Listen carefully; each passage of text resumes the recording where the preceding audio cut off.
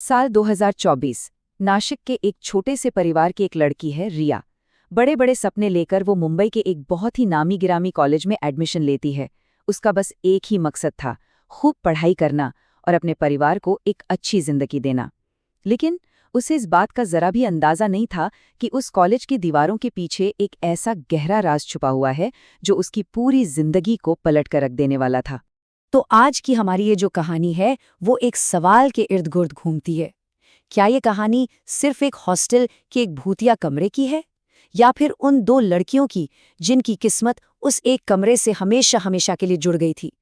चलिए साथ मिलकर इस रहस्य की परतों को खोलते हैं। तो कहानी का पहला हिस्सा शुरू होता है रिया के कॉलेज के पहले दिन से।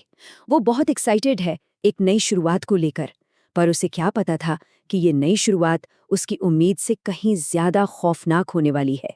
तो रिया हॉस्टल पहुंचती है, अपने हाथ में अलॉटमेंट पेपर देखती है। उस पर लिखा था कमरा नंबर 202 और उसके रूममेट का नाम था आर्या। वो ये सोचकर बहुत खुश थी कि चलो एक नई दोस्त मिलेगी। पर जैसे ही रिया कमरे का दरवाजा खोलती है, अंदर का नजारा कुछ और ही था। वहां एक लड़की पहले से ही पढ़ रही होती है।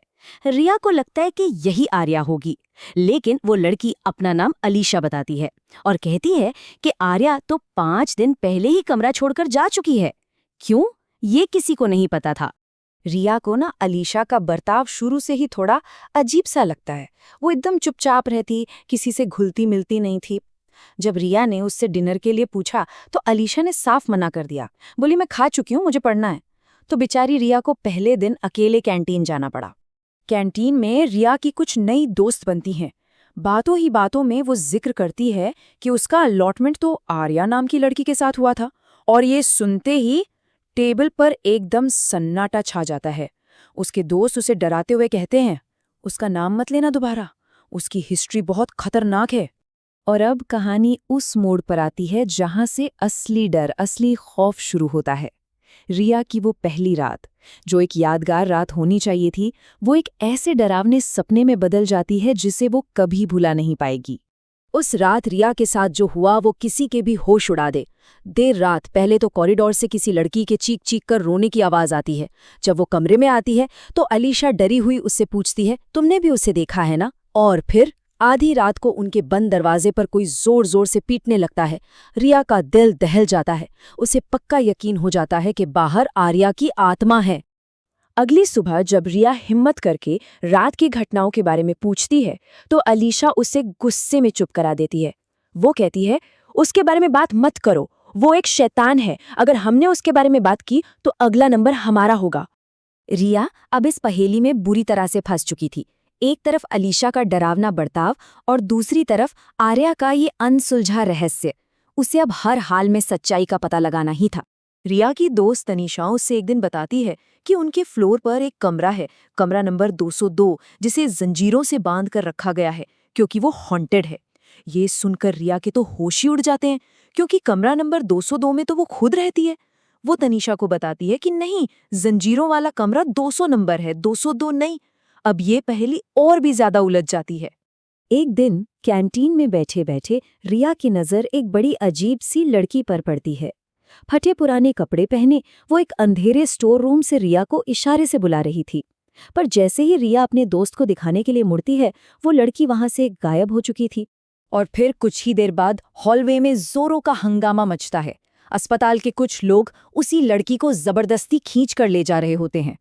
तभी तनीषा रिया को बताती है कि यही वो आर्या है। वो मरी नहीं है, बस किसी हादसे के बाद उसका दिमागी संतुलन बिगड़ गया है। ये एक ऐसा खुलासा था जिसने पूरी कहानी को ही पलट कर रख दिया। अब सबसे बड़ा सवाल ये था कि अगर आर्या जिंदा है और बस एक मानसिक रूप से बीमार लड़की है, तो फिर कमरा नंबर 202 में रात को दरवाजा कौन खटखटाता था? वो रोने की आवाज किसकी थी? अब वक्त आ गया था कहानी के सबसे बड़े खुलासे का। रिया अपनी रूममेट अलीशा से सच जानने की जिद करती है, और तब अलीशा उसे वो दर्दनाक कहानी सुनाती है। एक ऐसी कहानी जिसे सुनकर एक पल के लिए लगता है कि चलो सारी पहेलियां सुलझ गईं। अलीशा रोते हुए बताती है कि 2 साल पहले इसी कॉलेज के एक प्रोफेसर ने उसे छत से फेंककर मार डाला था। वो बताती है कि उसकी आत्मा को शांति नहीं मिली है और वो इंसाफ के लिए भटक रही है। ये सब सुनकर रिया को लगता है कि आखिरकार उसे सारी सच्चाई पता चल ही गई। तो पहेली सुलझ गई है ना, मतलब साफ है, अलीशा की आत्मा कमरे में है और आर्या वो बेचारी लड़की थी जो इस भूतिया तजुर्बे की वजह से अपना दिमागी संतुलन खो बैठी। लेकिन क्या कहानी इतनी सीधी और सरल है? कहानी अब अपने आखिरी और सबसे ज्यादा चौंकाने वाले पड़ाव में दाखिल होती है। एक ऐसा मोड़ जो रिया की और शायद हम सब की हकीकत की समझ को हिलाकर रख देगा। एक दिन एक चपरासी आता है और कहता है कि कमरा नंबर 202 में रहने वाले को प्रिंसिपल साहब बुला रहे हैं। रिया अलीशा के साथ ऑफिस की तरफ चल देती है। उसे लगता है कि शायद अब सब कुछ ठीक हो जाएगा।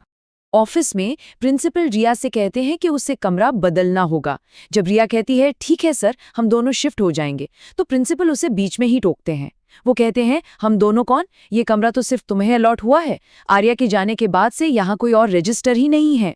रिया हैरान होकर कहती है लेकिन सर अलीशा तो मेरे साथ ही हैं, ये मेरे बाजू में खड़ी है। प्रिंसिपल उसकी तरफ देखते हैं और एक सपाट सी आवाज में कहते हैं तुम्हारे बाजू में कोई भी खड़ा नहीं है। और उस एक पल में जब रिया मुड़कर देखती है तो पाती है कि वो जगह खाली है। तो असली सच ये था, अलीशा कभी थी ही नहीं, वो शुरू से ही एक भूत थी। वो कोई कहानी नहीं सुना रही थी, वो खुद ही वो कहानी थी। एक ऐसी आत्मा जो हर उस इंसान को दिखाई देती जो कमरा नंबर 202 में रहने की हिम्मत करता। और आर्या, वो पागल नहीं थी। उसकी सारी डरावनी कहानियां, उसका सारा डर सच था। वो अलीशा के भूत की पहली शिकार थी जिसे दुनिया ने पागल समझ लिया। और अब रिया ठीक उसी रास्ते पर, उसी मोड़ पर अकेली खड़ी थी। जैसा कि इस कहानी के आखिर में कहा गया है, हमारे आसपास सिर्फ कहानियां नहीं होती, पहेलियां भी होती हैं।